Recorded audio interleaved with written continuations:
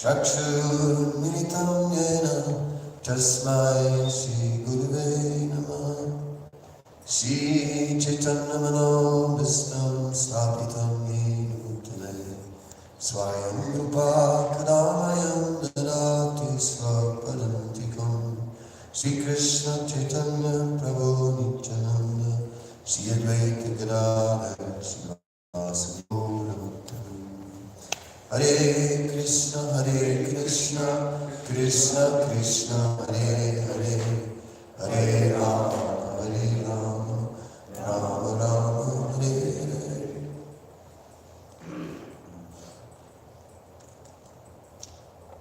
For a moment, I would like to go back to the early morning hours when Srila Prabhupada would translate and speak his purports,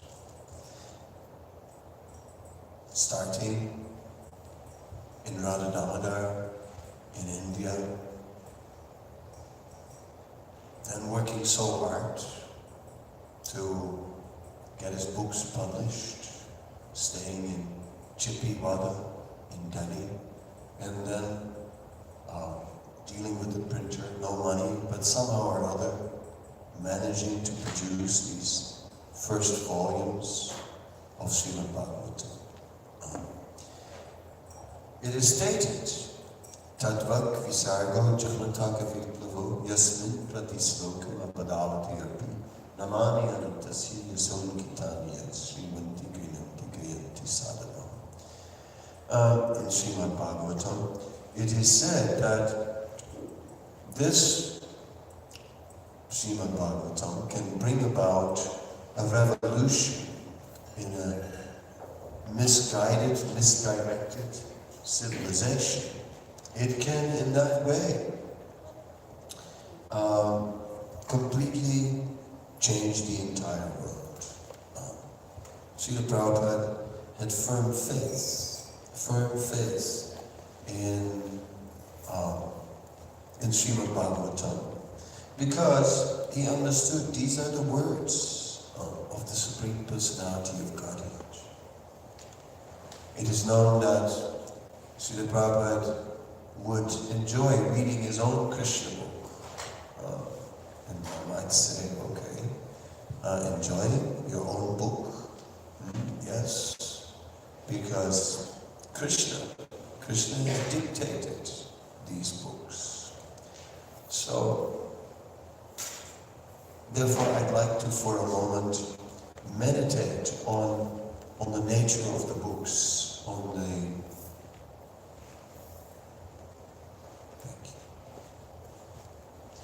the pure transcendental nature of these books. How Srimad Bhagavatam is described with Kurukshetra. And so how these books are coming from the pure, unaligned spiritual platform. It is only by appreciating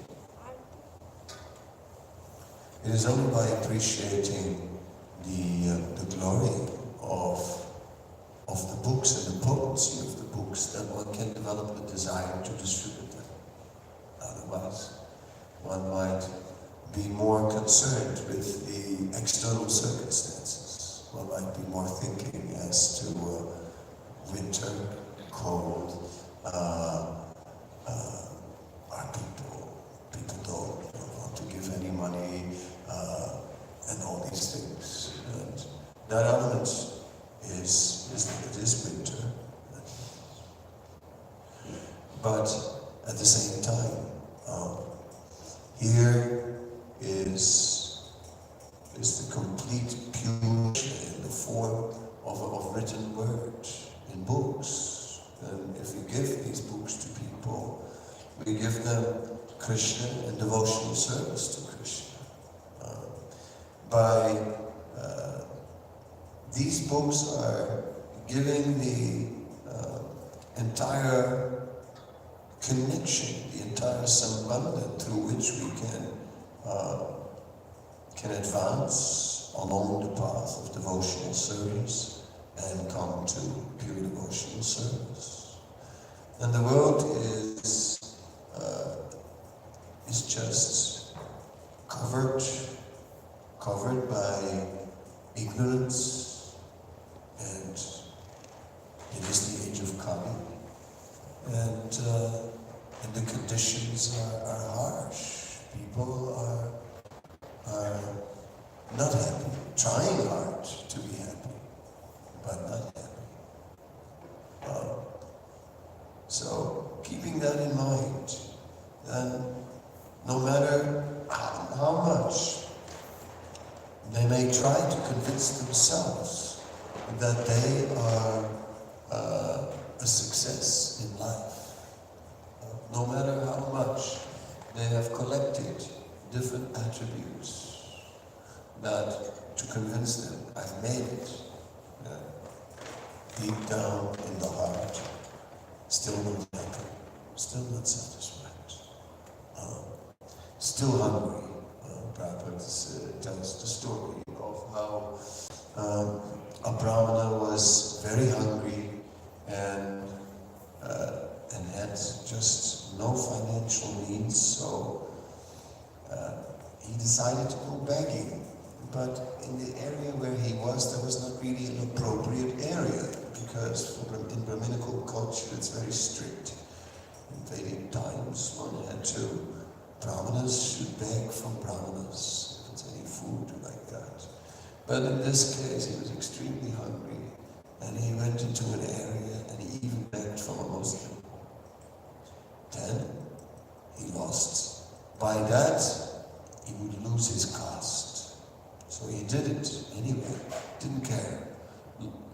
But then the Muslim hardly gave him anything. So then he said, I lost my caste and I'm still hungry. In other words, I compromised so much for happiness in this material world, and in order to satisfy my desires, I broke so many rules, I committed sinful activities, I did all these things, not because I didn't know that it was wrong, but because I didn't see any other option to be happy. And then I tried it, and now I'm still not satisfied, still not fulfilled. So we should not think that there is no need for this literature.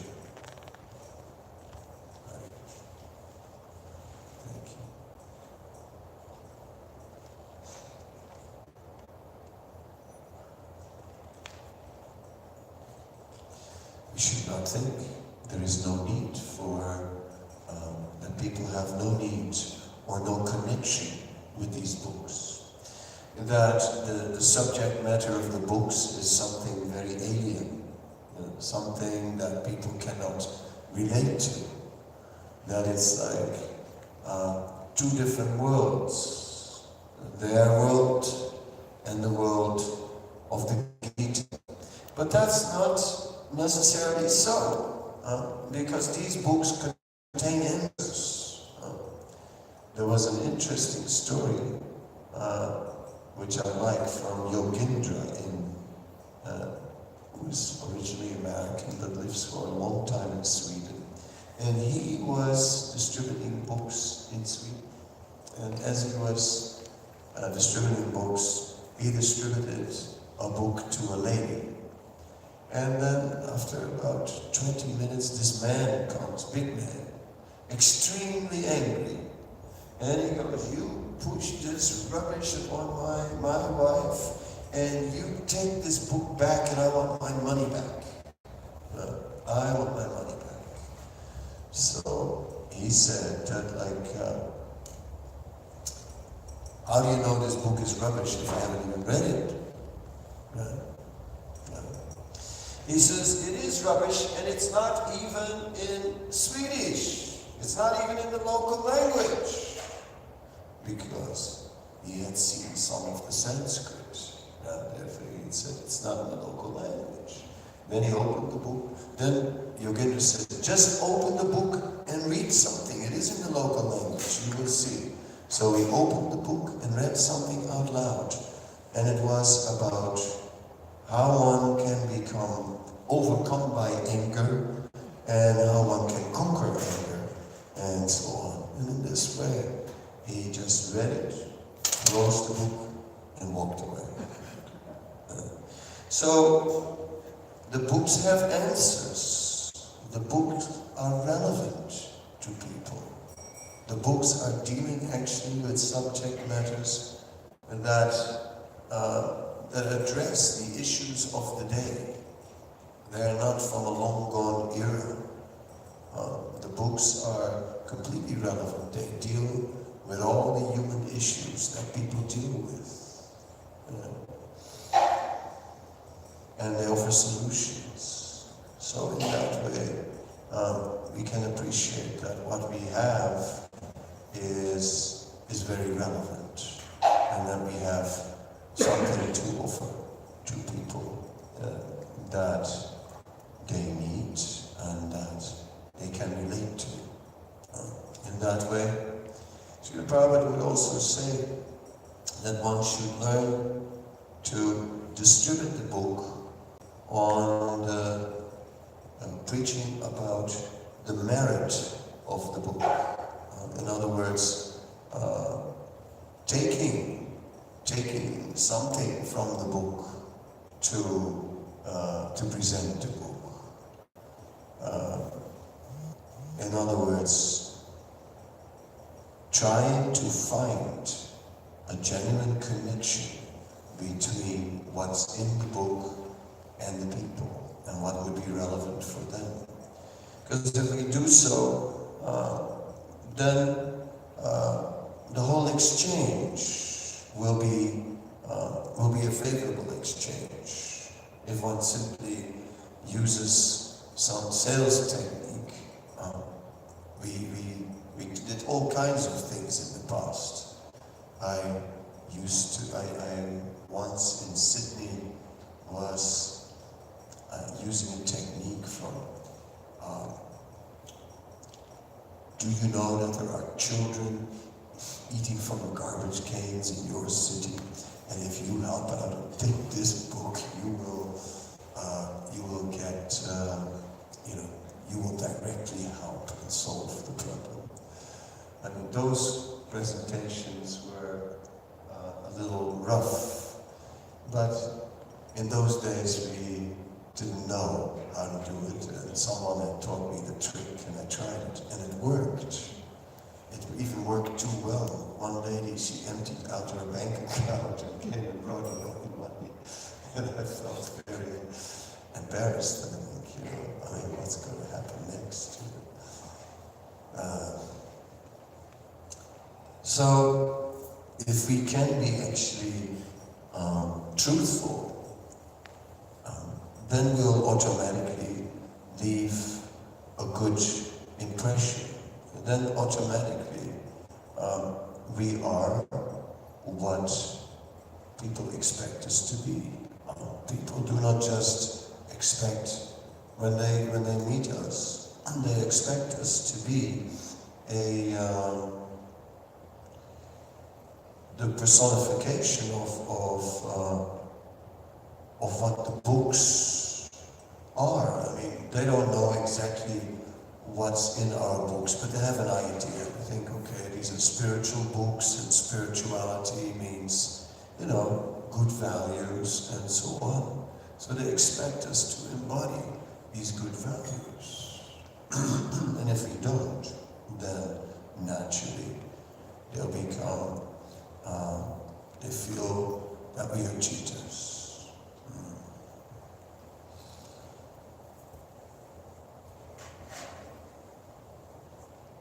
The essence of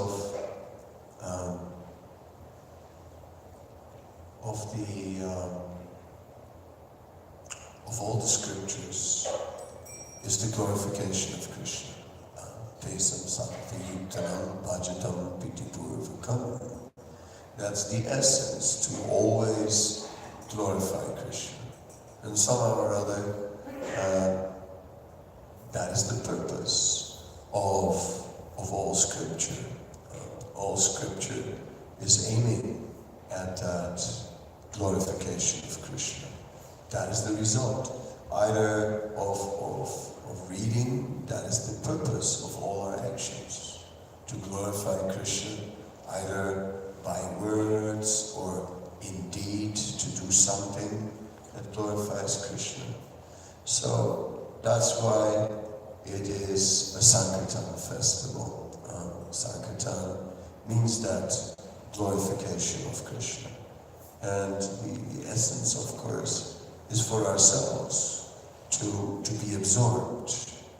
In the Chaitanya Charitamrita, there is the famous verse which describes how the Panchatattva came and how the Panchatattva broke the lock of the storehouse of love of God. Sei Panchatattva nimi prithiviyasi purva prema bandhare mudra mukati Panchani littu prem koryashuna yata yata piyatasya padayavaka. So, in that particular verse, it is stated that the Panchatattva broke the storehouse, broke the lock and broke the doors open. And what did they do then? Then it said they drank it to their full satisfaction. And as they drank it to their full satisfaction, yata yata piya, as they drank, then it says yata yata piya, Krishna Balanugra. Then their thirst actually increased. So that's the trick. It wasn't that they just broke open the storehouse and then they went and immediately preached. No, they themselves, they drank. They drank the message, the glorification, the glories of Krishna. They relished. They relished Vayam to the Vitripiano Janasloka Vikrame. Tatshrin Vatan Rasa Jnanam Swadu Swadu Pade Pade. They relished the discussions about Krishna. And by such discussions about Krishna, they forgot all about the material world and they remained on the spiritual platform, fully absorbed. Then of course it is possible to develop a deep desire to distribute that mercy. So that is the essence. The essence is absorption, somehow or other, to be deeply absorbed, and then we can be motivated to spread Krishna consciousness everywhere. And of course, nothing depends on us in this world. We are not in control. Prakriti kriyamanana gunakarmani sarvasa ahankara ityame bina prakritilastana. We are not in control here. The three modes of material nature are in control, and beyond the three modes of material nature, Krishna is in control. He's controlling the three modes of material nature.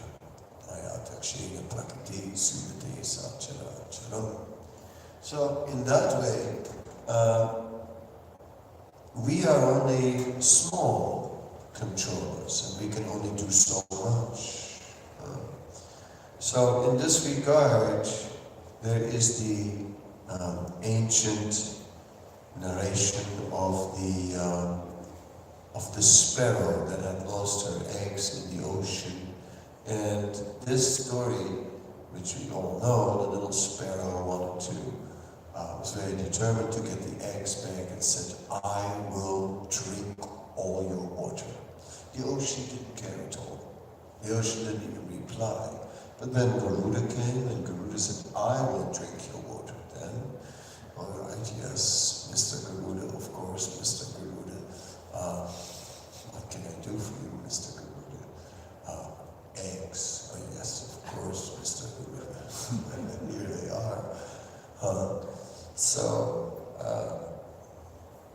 In the same way, what can we do on our own? How can we preach? How we can convince anyone without Krishna? We try as much as we can, but ultimately it is Krishna who makes it all possible. It is by Krishna's arrangement that it can be done.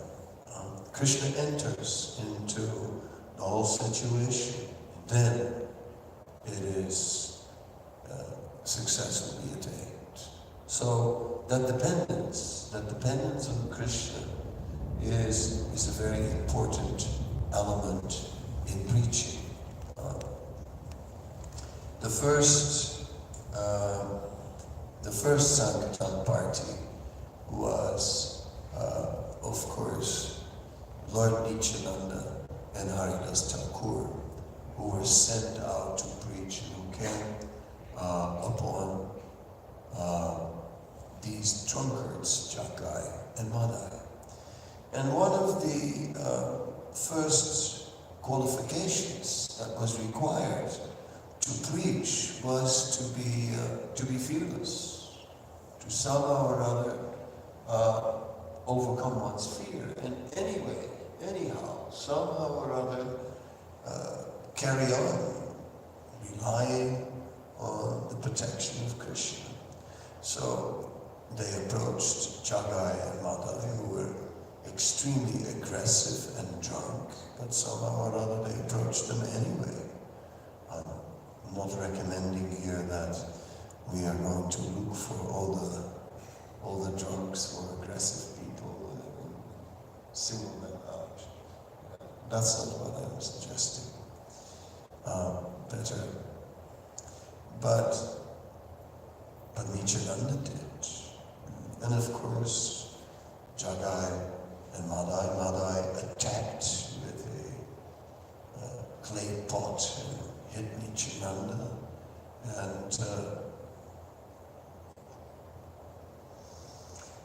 But somehow or other, Nityananda was still trying.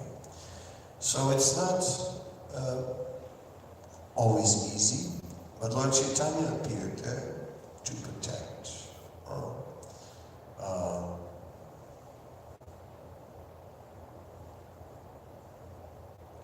So we are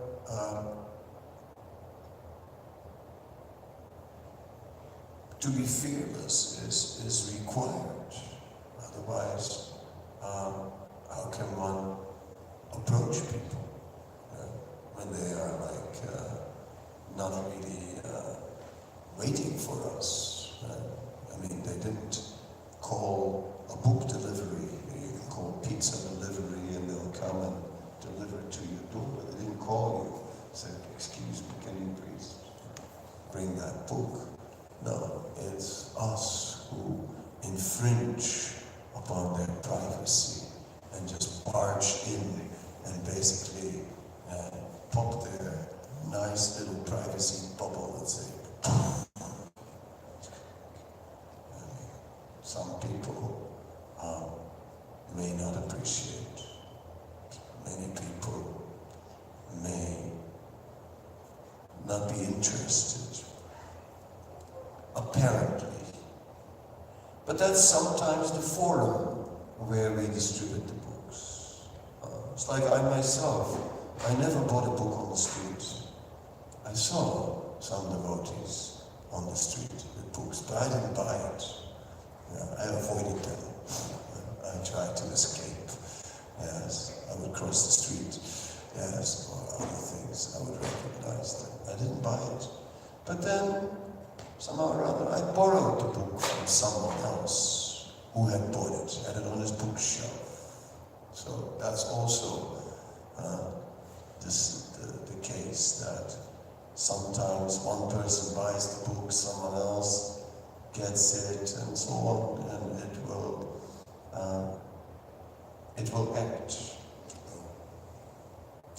The Bhagavad Gita that somehow or other I got from a friend.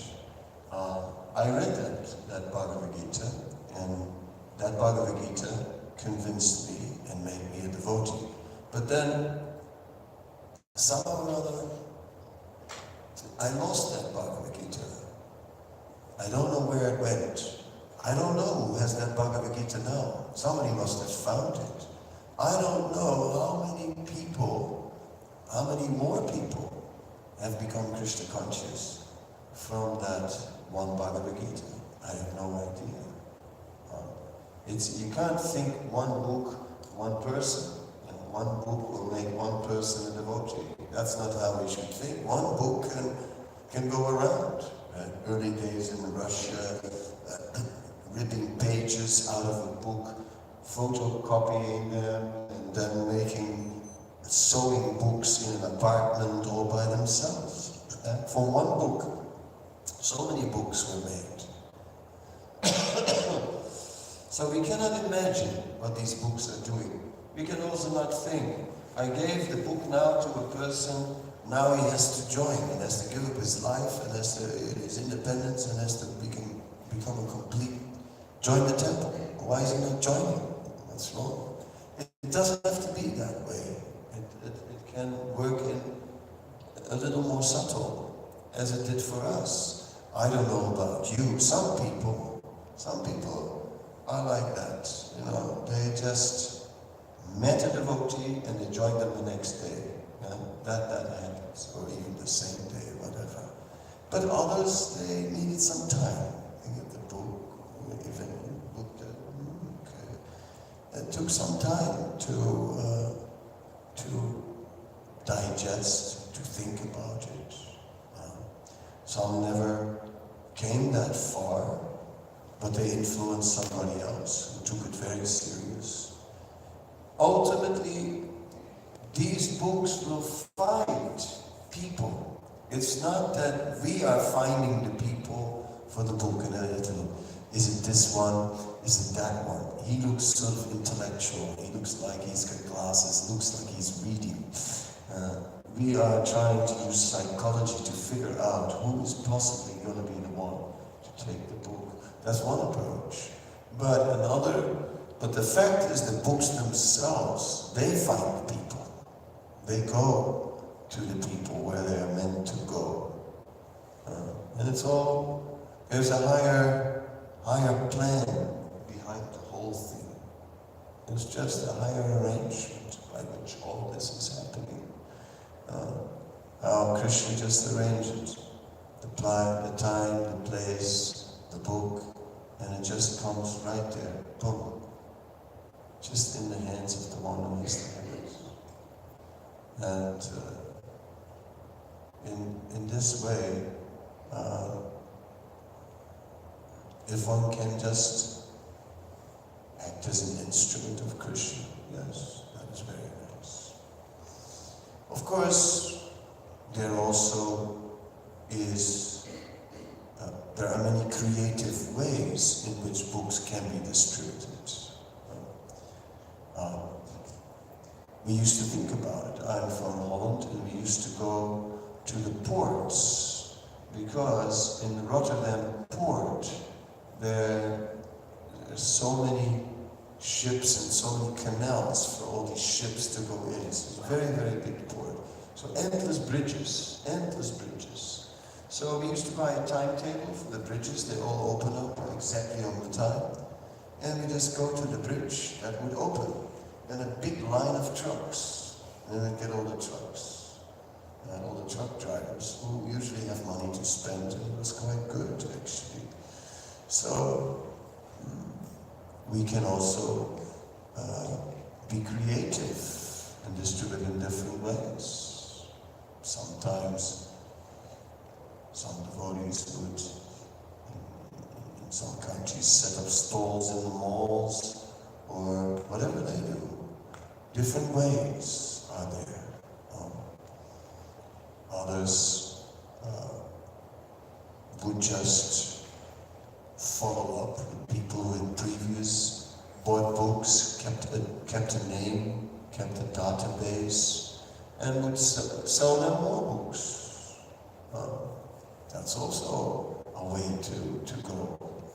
I mean, if you can't handle extreme cold, then you can distribute books on someone's sofa. Why not?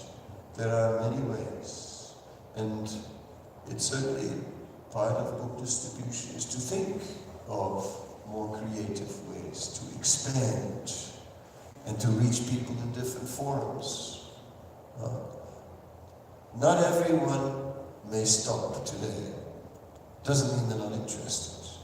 Maybe they need another place, another approach. Maybe also, one more thing, is that people may need first some purification. Srila Prabhupada explained simply by touching the book, they would become purified. So maybe they need to have it in their hands a few times and say no, and get purified before they can say yes.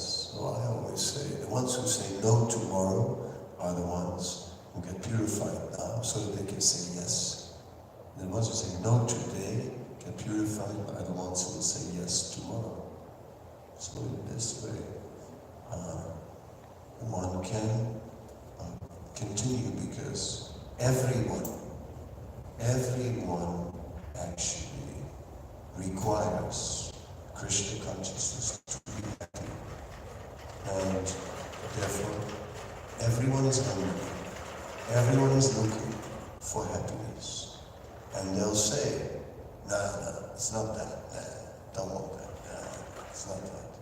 But there's always that little doubt. Then again, and one day, they may just maybe I'll check it out when the time is right. So in this way, it is very nice that worldwide now, these monthly Sankirtan festivals are going on, and devotees from, especially devotees who are oftentimes busy with work or family affairs or whatever, throughout the week come out on the weekend and are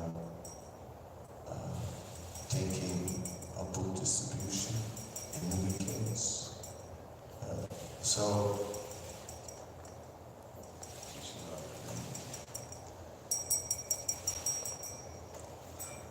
So it's not just only us today who will be going out. Actually, there are devotees everywhere, all over the world, going out today on the weekend, doing the same thing. It's catching on as a worldwide program. And somewhere they call it Weekend Warriors, somewhere they call it Sacred Street Party. In London it's now Sacred Street Party, whatever it is. That's Sounds better. You like that better, Sacred Street Party.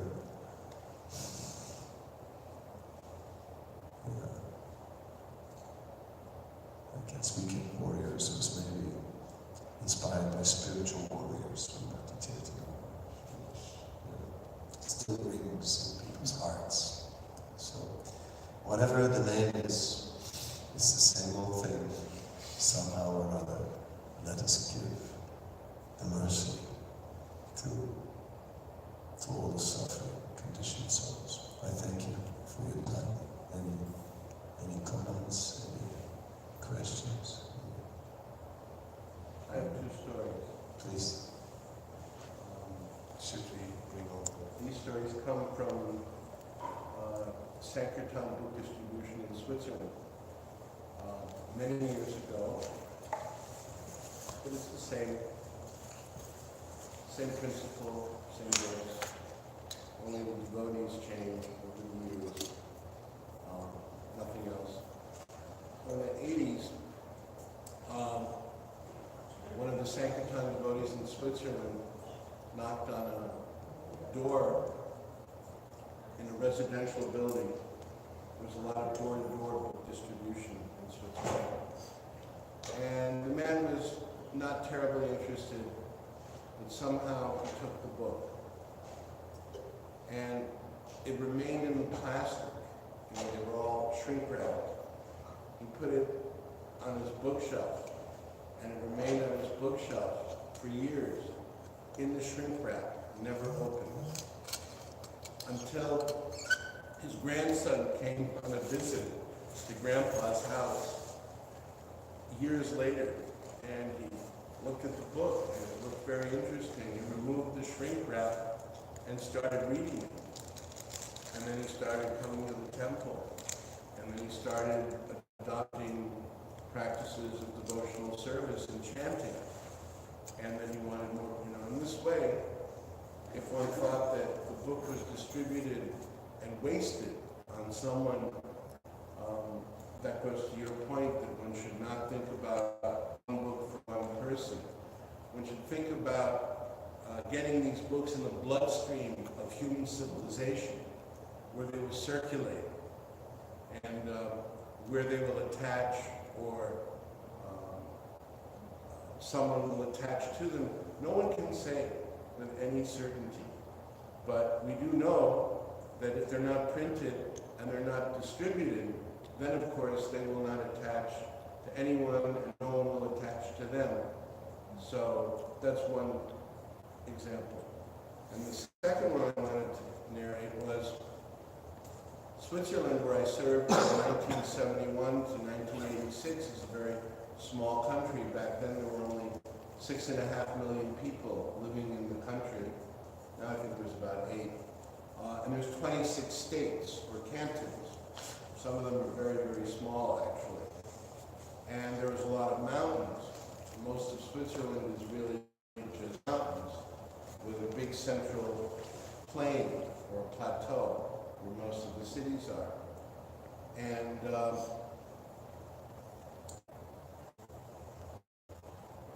it was important to plan the book distribution carefully, because the country was so small and we were always out on Sankirtan distributing books, that if there was no method to the whole thing, you'd end up knocking on the same person's door multiple times within relatively short periods of time. And there were different parties that didn't always get coordinated that well. So they got coordinated.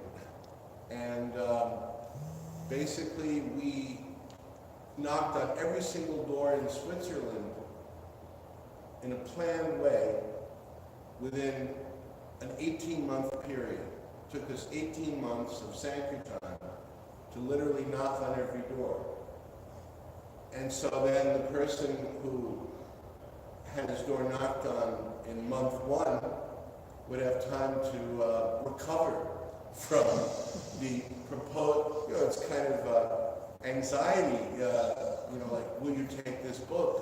Yes, no, not interested. Leave me alone. You already asked me yesterday. I gave it the office kind of a response, So every 18 months at the most, the devotees would show up again. And they knew that this was the reality.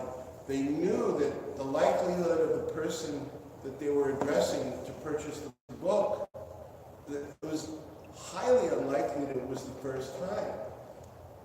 More likely was that they didn't purchase the book, but not that they didn't have the opportunity. And so the devotees always went away with a long view. Sometimes people would just look at the book and give it back. That was great. Sometimes they'd look at a picture and they'd say, what's going on in this picture? And then the devotee would explain the Leela of Krishna, and they wouldn't take the book. And then, over the years, Switzerland was it was the mouse that roared in book distribution for at least a decade, where we had a little newsletter back in those days, Sankirtan newsletter book distribution, and there was like the top 10 temples in book distribution, or the top 10 distributors, and Switzerland always had like 5 or 6 devotees in the top 10 worldwide, or it was always in the top 10, mostly in the top 5 on the number of big books distributed year after year after year. And so in the end, people would somehow either get purified, or they would get purified to the point of taking the book. And many people would say, look, you've knocked on my door.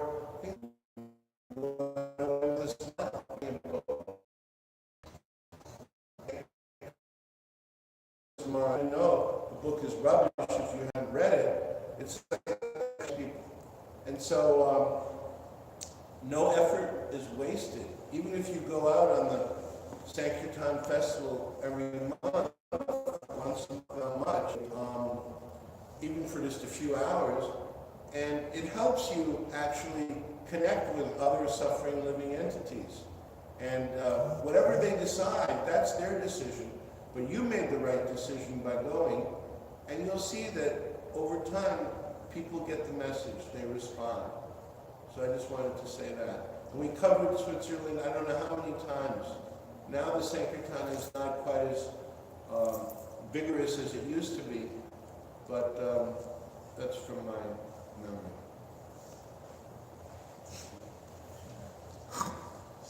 I guess we should go. Huh? It's not 1:15 now. Yeah, thank you so much for inspiring us, and I hope we will have a wonderful experience, all of us. At least to try to touch the pavement and be there. And please, we need your help to help us to move all of us to the Swiss Atlantic Berkeley subway station, and we'll be having Harinam and Sankirtan party there. Thank you so much for coming and supporting this festival. Thank you. Shri Prabhupada ki jai.